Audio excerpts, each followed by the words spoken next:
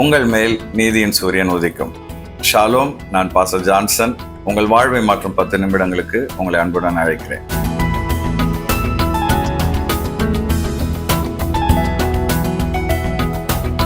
மல்கியா தீர்க்கதரிசி காலத்துல இஸ்ரவேல் மக்கள் ரொம்ப சோர்ந்து போயிருந்தாங்க.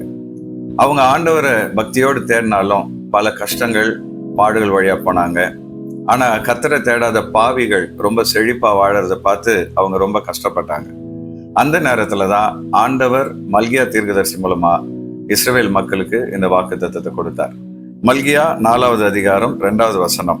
ஆனாலும் என் நாமத்துக்கு பயந்திருக்கிற உங்கள் மேல் நீதியின் சூரியன் உதிக்கும், அதன் செட்டைகளின் கீழ் ஆரோக்கியம் இருக்கும், நீங்கள் வெளியே புறப்பட்டு போய் கொழுத்த கன்றுகளைப் போல வளருவீர்கள். இந்த வாக்குத்தத்தத்துல 3 ஆசீர்வாதங்களை ஆண்டவர் இஸ்ரவேல் மக்களுக்கு கொடுத்தார். அதை நமக்கும் கொடுக்கிறார்.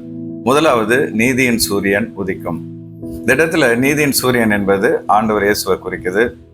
ஆண்டவருக்கு பயந்திருக்கிற உங்க வாழ்க்கையில ஆண்டவர் இயேசு அவருடைய வெளிச்சத்தை பிரகாசிக்க பண்ணுவார். எவனையும் பிரகாசிக்க பண்ணுகிற இயேசு உங்க வாழ்க்கையில நிச்சயமா அவருடைய நீதியின் சூரியன் ஆகிய அவர் மூலமாக பிரகாசத்தை கொடுப்பார். இரண்டாவது நம்ம பார்க்கிறோம், உங்களுக்கு ஆரோக்கியம் உண்டாகும். அவருடைய செட்டையின் கீழ் ஆரோக்கியம் இருக்கும் அப்படின்னு சொல்லி வசனம் சொல்லுது. அப்ப நீதியின் சூரியன் ஆகிய இயேசு கிறிஸ்து நம்முடைய வாழ்க்கையில வெளிச்சத்தை மாத்திரம் இல்ல, ஆரோக்கியத்தையும் தருவார். இந்த நாள்ல பலவீனத்தோடு நீங்க இருப்பீங்கன்னா, உடம்புல வியாதியோடு இருப்பீங்கன்னா, ஆண்டவர் இயேசுவே இந்த வாக்கு தத்துவத்தின்படி எனக்கு ஆரோக்கியத்தை தாங்கப்பா அப்படின்னு ஜெபம் பண்ணும் பொழுது நிச்சயமா கர்த்தர் உங்களுக்கு ஆரோக்கியத்தை தருவார். ஏன்னா அவருடைய தழும்புகளால் நாம் குணமாகிறோம் அப்படின்னு சொல்லி வேதத்துல கர்த்தர் வாக்களிச்சிருக்கிறார்.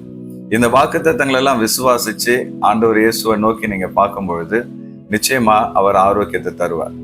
3வது ஒரு ஆசீர்வாதம் இங்க சொல்லப்பட்டிருக்குது, நீங்கள் வெளியே புறப்பட்டு போய் கொழுத்த கன்றுகளைப் போல் வளர்வீர்கள். அதாவது இங்க உருவகமா என்ன சொல்லப்படுதுன்னா, ஒரு கண்ணுக்குட்டிய ஒரு கொட்டகையில அடைச்சு வைக்கும் பொழுது அது எப்படா வெளியே போலான்னு காத்துக்கிட்டே இருக்கும்.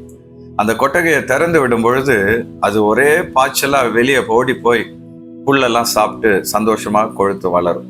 அது போல பல நேரங்களில் நம்முடைய வாழ்க்கை அடப்பட்டு போயிருக்கு.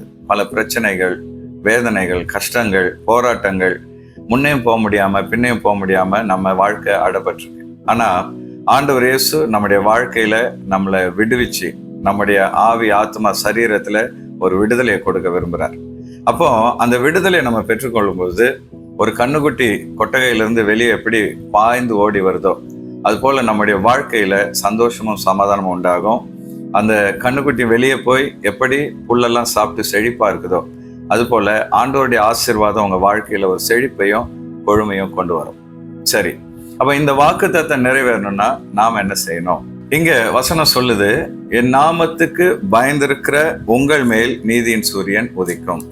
அப்போ ஆண்டவருடைய நாமத்துக்கு நாம பயந்து வாழணும்னு சொல்லி வேதம் சொல்லுது. கர்த்தருக்கு பயந்து வாழறது அப்படின்னா என்ன அப்படின்னு பார்க்கும்பொழுது ஆங்கில வேதத்துல பல மொழிபெயர்ப்புகள் வித்தியாசமா அதை மொழிபெயர்த்திருக்கிறாங்க. அதுல என்னன்னு பாத்தீங்கன்னா, முதல்ல ஆண்டவர்கிட்ட பயபக்தியா நடந்துக்கணுமா. இன்னொரு மொழிபெயர்ப்பு சொல்லுது, ஆண்டவரை பயபக்தியோடு வணங்கணும். அப்போ ஒவ்வொரு நாளும் ஆண்டவரை நம்ம பயபக்தியோடு வணங்கி அவரை தேடணும். அது மாத்திரம் இல்ல, கர்த்தருக்கு கனத்தையும் மரியாதையும் நம்ம கொடுக்கணும். கர்த்தரை வாஞ்சையோடு பின்பற்றணும். கர்த்தருக்கு கீழ்ப்படிஞ்சு நடக்கணும். ஸோ கர்த்தருக்கு பயந்து நடக்கிறதுல இத்தனை விஷயங்கள் அடங்கியிருக்கு.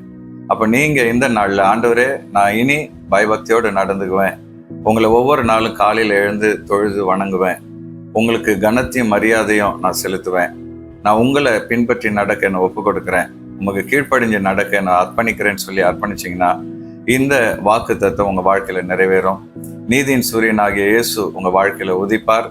அவருடைய செட்டையின் கீழ் இருக்கிற ஆரோக்கியம் உங்க வாழ்க்கையில வரும். எல்லாத்துக்கும் மேல நீங்க வெளியே புறப்பட்டு போய் கொழுத்த கன்றுகளைப் போல் வளர்வீர்கள் என்று உங்களை வாழ்த்துகிறேன். Thank you and God bless you.